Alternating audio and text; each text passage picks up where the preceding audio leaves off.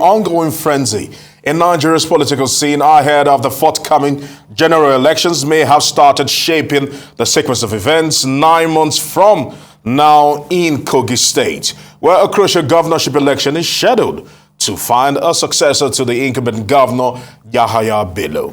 Now, today's Sunday Tribune is reporting that because of permutations around that governorship election, Mr. Bello may have withdrawn his support for the presidential aspiration of the All Progressive Congress's influential presidential candidate, Bola Ahmed Tinubu. Now, Kingsley Fanwo is the Kogi State Commissioner of Information, and he now joins us to throw more light on what's been reported. I want to say thank you very much, Kingsley, for joining us here this Sunday. I want to start it off from what the Nigeria Tribune is saying, that Governor Yahaya Bello might have developed cold feet because of the permutations down the line. Talk to us about this. Is there any truth to that particular report?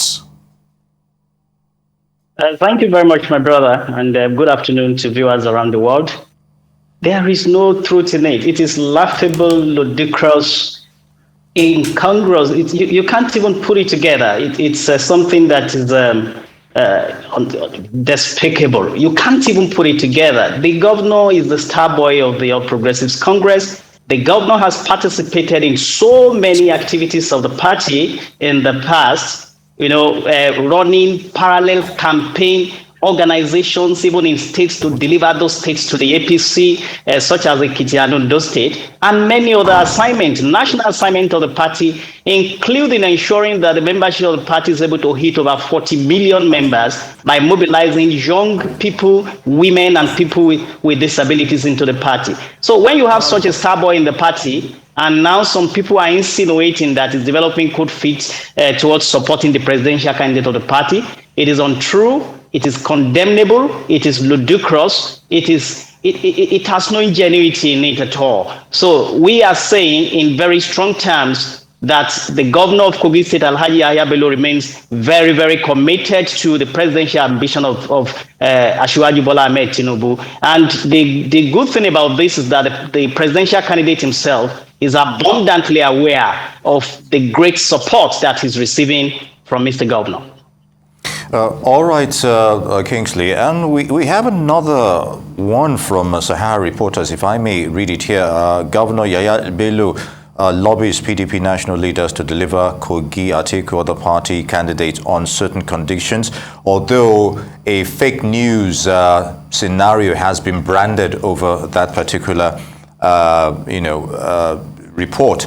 But it seems there's an atmosphere of misinformation. How would you describe this scenario? Yeah, there's an atmosphere of complete misinformation by people that we refer to as political jesters who are out to cause disaffection within the ranks of the All Progressives Congress. While we have some of these people that are within the party, we also have some very top members of the PDP who are trying to weaken the strength of the party in the state with all of this misinformation and disinformation spreading around. We have people that we know that are in our party, but sponsoring opposition candidates in the party just to discredit the governor. But we are up to the task. The governor has shown capacity to be able to deliver the state to APC at any point in time. And that's why in our House of Assembly today, you don't even have a minority leader, because all the members belong to the All Progressives Congress. So they know his capacity, and that's why you see all of these lies flying right, left, and center. But we are not panicked by all of these things. We remain committed to ensuring that our party sweeps the poll come February 25 and March 11, 2023. We know, all of us know Sahara Reporters. We know how they sensationalize issues and, concoct lies and falsehood and spread all of this to the public. But we are undaunted by this. We remain committed. And the governor is going to remain very focused, despite all attempts by certain elements within and outside the party to distract him. He remains the joker. He remains the star boy of the APC. And for APC to record success, he has to play a very big role, which he's already playing. You could see the youth town hall meeting between Asiwaju Bola Ahmed Tinubu and the youth of the country in Abuja. That remains one of the landmark one of the thickest highlights of the present campaign of the presidential candidates of our party. So we are committed, and we will not be moved or distracted by all these naysayers and perpetrators, spreaders of falsehood and fake news. All right, you've been mentioning Starboy, and he's the star of the APC. Some will heavily dispute that, but let's move away from that. Now let's talk about the fact that there are talks within the APC that the reason why your Governor Yahaya Bello is insistent on having his own person. They've mentioned people like the Accountant General of the state, who they say he wants to just bring in his own person to ensure that they cover up his bases and also his inadequacies in terms of governance in the last 8 years. Because a lot of Kogites are not particularly happy with what has happened. You might want to dispute that, but some are saying in terms of salaries, some are saying that in terms of infrastructures, even roads in the capital, Lokoja, most of them are not anything to write home about. Thank you very much. I would want to educate and enlighten you on some of these issues. But let me start by talking about the issue of succession that they are raising dust over. Since 2015, Governor Yahaya Bello has remained the leader of the All Progressives Congress in Kogi State and has led the party to a string of victories from the National Assembly elections to the House of Assembly elections to the presidential elections in 2015, in 2019. So it is understandable that some people who are jittery over this show of strength by the governor because of his acceptability in the state would definitely want to stay from outside to be throwing stones to their state. So that is quite understandable. When you talk about governance inadequacies, I seem not to understand what is meant by that kind of a very blanket generalization. You know, we came into power based on 5 thematic areas of education, healthcare, job creation, and involvement of youth and women in governance, as well as public service reforms and infrastructure. When you look at all of those promises that we've made to the people, they've all been accomplished. In education, you talk about our Blue Roof Revolution that has enabled us to put well over 400 blocks of classrooms across the state. There is no political ward or village you visit in Kogi State today that will not find such. We have also tried to revolutionize the secondary school by having what we call the GYB model secondary schools, some of which were commissioned by Mr. President a couple of weeks ago. In the life of this administration, we have also established what we call the Confluence University of Science and Technology. Mr. Fanwo, please permit me to interject at this point. So let me land on this point. You've made your point, so I think it's fair enough for me to land on this point. We have also been able to establish a university, Confluence University of Science and Technology, to bridge that technical gap that we envisage when we have the Ajakuta Steel Complex up and running. In healthcare, we have a reference hospital that has been rated as the best in the country, built by this administration. In road infrastructure, we've built hundreds of kilometers of roads across the state, including the first flyover that is in the state capital today. In terms of public service reforms, we've been able to do justice to that. When you talk about salaries, the media should properly inform members of the public. In Kogi State today, the salary that is not yet paid is only this January that is yet to end. We've paid up till December.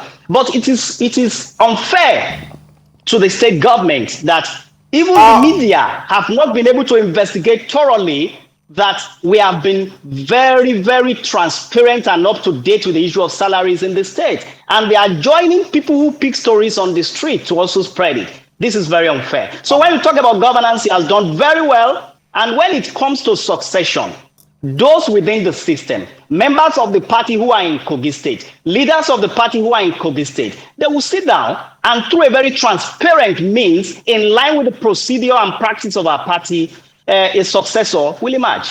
All right, Mr. Fanwo, you're on record right now. Can you say that all the salaries and the backlogs that you've mentioned that has been paid, 100% of salaries have been paid up till December, because the talks from people, Kogi State is predominantly a civil service state, and we hear talks from civil servants who say that most of the time salaries that are paid are either half, 60%, 70%, some even say 40%.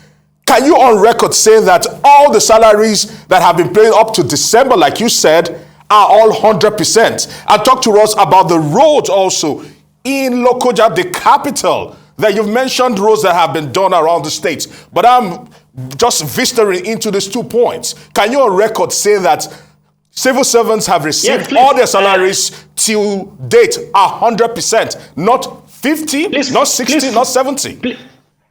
Please put me on record, and I will also want to invite Arise TV crew to come and interact with civil servants under the employ of the Kogi State government. I would want you to come and interact with them. I will want you to also put the NLC chairman and heads of other labor unions here, so that they will tell you that the civil servants who the state government is responsible for paying have been paid up till date.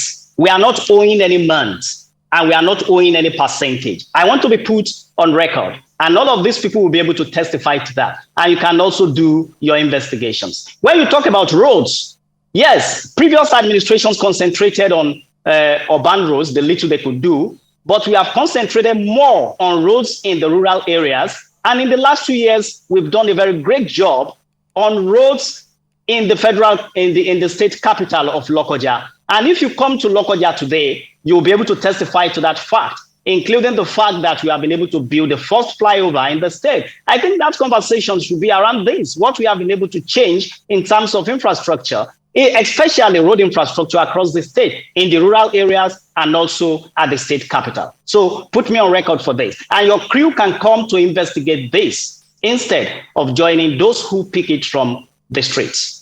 All right, Kingsley, let's go back to politics and the initial conversation we're having over your principal's support or otherwise for the candidate Tinubu. How damaging, realistically, would a withdrawal of support by any APC regional leadership be to Mr. Tinubu's presidential ambition this late in the race? We're not talking it has happened, but how damaging do you think anyone pulling his support, as important as your governor himself, towards the elections, you think? I think the conversation may be very unnecessary, because I'm a member of the PCC at the national level too, and I know how committed all of our governors, all of our leaders across the regions are to this race. And it's all about Nigeria. It's all about the man with the capacity to move Nigeria forward, and that man is Bola Ahmed Tinubu. He has done it in Lagos. We have seen what he has done in building Lagos, in building leaders that are also already contributing to the development of Nigeria. So such a leader is the one that is needed to move Nigeria forward. So there will be no basis for conversation as to the effect withdrawal might have, because I know that all of the regional leaders, all of the state governors, all of our party leaders are 100% behind Bola Ahmed Tinubu to deliver him and move the state forward. We cannot afford not to win the 2023 general election and then give Nigeria back to those who ruined it for 16 years. All right, I want to say many thanks to you, Kingsley Fanwo, the Kogi State Commissioner for Information, for joining us here on Newsday.